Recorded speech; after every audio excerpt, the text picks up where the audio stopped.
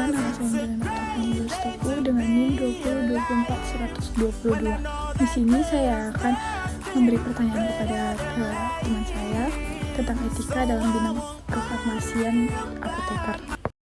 Pertanyaan pertama itu, apa saja sih sanksi dalam bentuk pelanggaran bagi apoteker yang tidak bekerja sesuai dengan kode etik?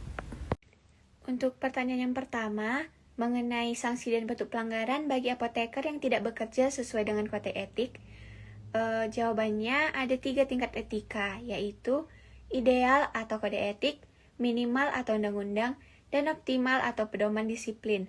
Jadi, seorang yang beretika adalah orang yang taat dan patuh pada ketiganya. Pelanggaran itu apabila dia melanggar hukum, karena hukum saja dilanggar apalagi etik. Misalnya, resep sebagai permintaan tertulis dari dokter hanya boleh diterima dan dilayani oleh apoteker. Apabila itu dilanggar, maka sepenuhnya akan dikenakan hukuman. Ini bisa didenda 100 juta secara pidana, sedangkan administratifnya lebih banyak lagi. Misalnya diberikan peringatan, ataupun pencabutan izin praktek. Sanksi pidana yang paling berat adalah 15 tahun dan setengah miliar untuk kasus di mana produk yang diberikan itu tidak terdaftar di BPOM.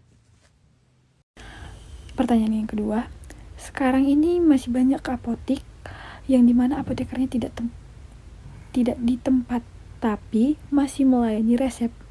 Bagaimana tanggapan Anda? Tindakan apa yang sudah dilakukan IAI? Untuk pertanyaan yang kedua, bagaimana tanggapan saya dan tindakan apa yang akan dilakukan IAI ialah tindakan yang dilakukan IAI semenjak dahulu telah mencanangkan tatap atau tidak ada apoteker, tidak ada pelayanan. Fokusnya adalah membuat apoteker memiliki tanggung jawab lewat sosialisasi mengenai regulasi ini. Hal ini dilakukan karena banyak sebab, salah satunya adalah peredaran obat-obatan palsu.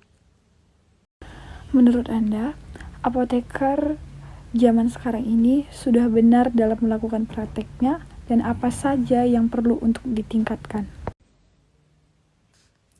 Untuk pertanyaan yang ketiga, apa yang seharusnya kita lakukan sebagai apoteker menanggapi keadaan yang sudah disebutkan?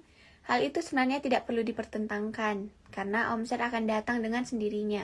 Salah satu contohnya Ibu Azizahwati, dia dipanggil dokter karena dia melayani masyarakat atau pasien, dan malah ada apoteker di Yogyakarta yang dirujuk oleh dokter terkait obat.